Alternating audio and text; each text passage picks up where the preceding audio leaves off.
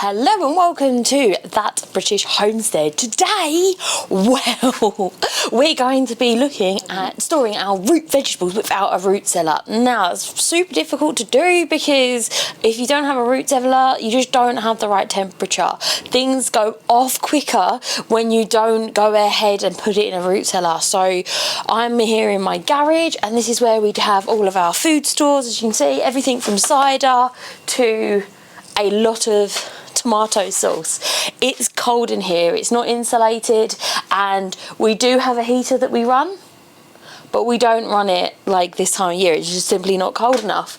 So when it gets to like seed season in January, we run that bad boy here, but we don't actually run it, you know, all the time.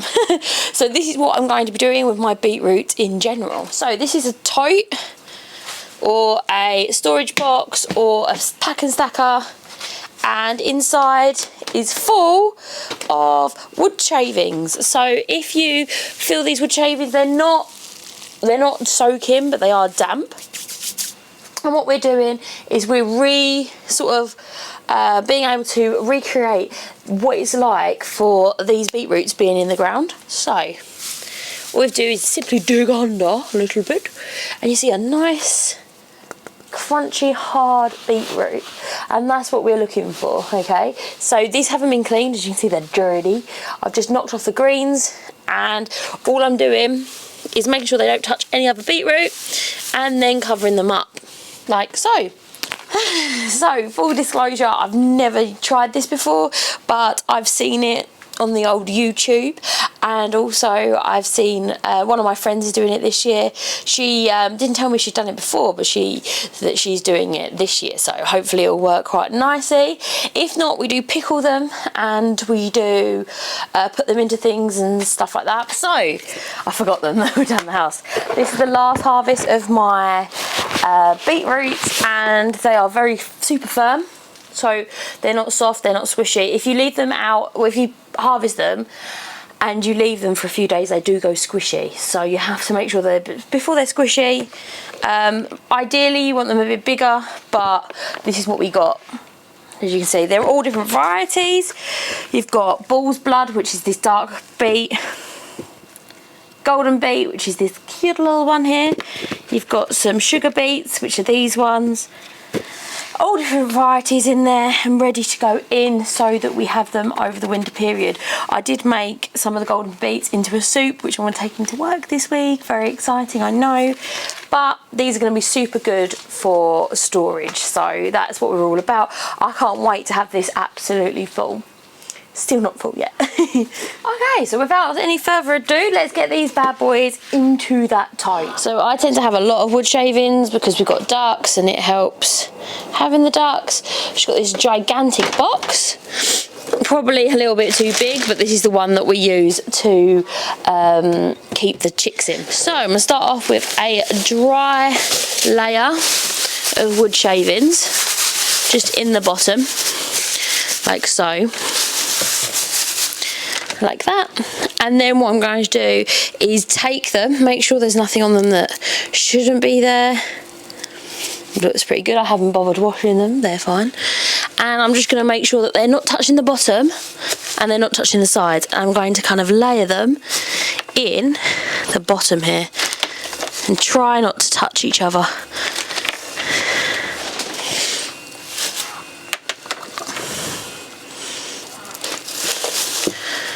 And it's nice and cold here in this garage. Well, it'll be much colder soon, but it is cold enough for now.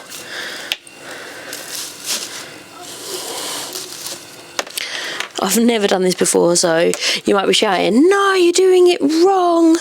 If you do know that I'm doing it wrong, please let me know down below. Right, so you're not meant to get them to touch, so I think, okay. Let's move that one over a little bit. It's a weird shaped one. Let's go for that one next. Oh, get rid of that. Like so. And then go ahead and put a load of wood chip down.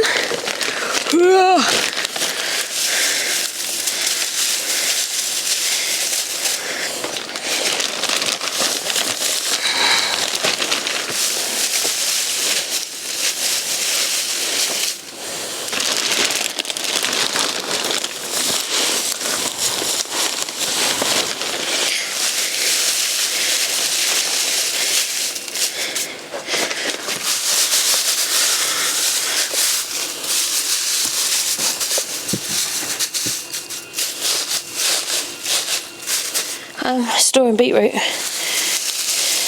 Why do you need that? So that they don't go off. Right, now, because you don't want it too wet. I want it a little bit damp, but I don't want it wet.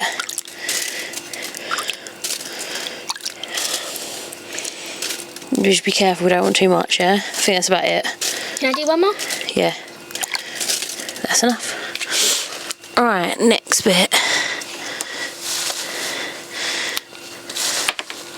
So, not touching the bottom layer.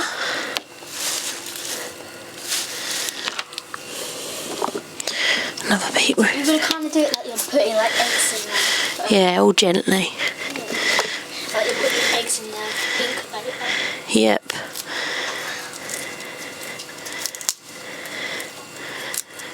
I really like all this. I like a little shelf.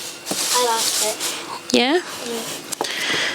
If only it was all slime.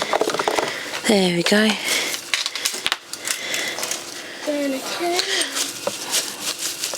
That's the longest egg I've ever seen. I know.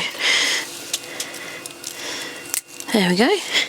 Right, I'm gonna get. Oops, I'm gonna go get the rest. That's it. Just leave it on the floor.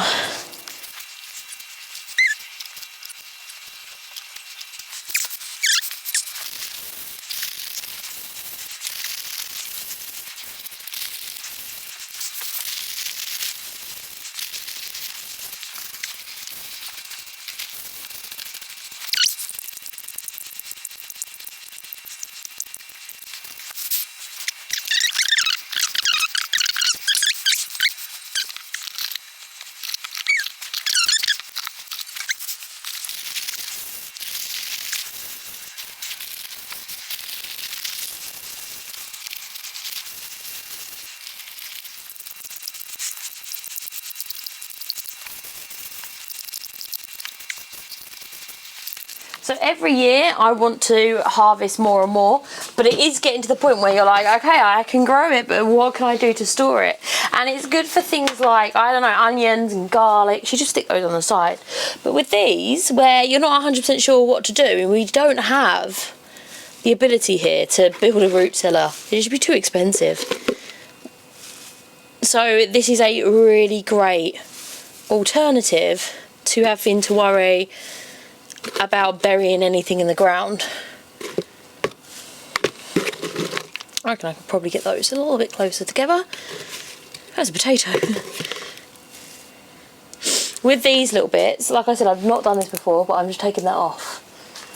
I have read that you should have a few inches of green, but these ones just didn't have it when I went to harvest it. That one is so tiny. Put him there. Right, and then they're the rest, so we don't need. And then what I'm going to do is I'm going to put some wood chips on top. So I always have a load of wood chips on hand, on the basis that I use them for my ducks. So we always have a load of wood chips. Like it's not something I bought special. You can do this with sand, but I find that the sand's super heavy and really hard to sort of use. There you go. And all I'm doing is covering this bad boy up. Just like so. And then, because this is dry, I've just got some water and I've just been using this, and I'm just going to go ahead and sprinkle this on just to moisten but not saturate. Like I said, I've never done this before, so if you think I'm doing it wrong, let us know.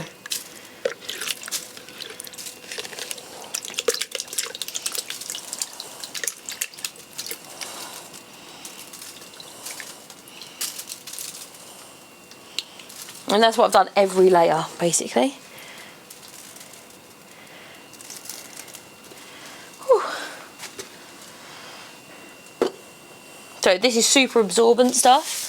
So even if you go down like a little layer, it's bone dry. So I'm just going to give it a little toss. And hopefully not toss off all the all the beetroots. There you go.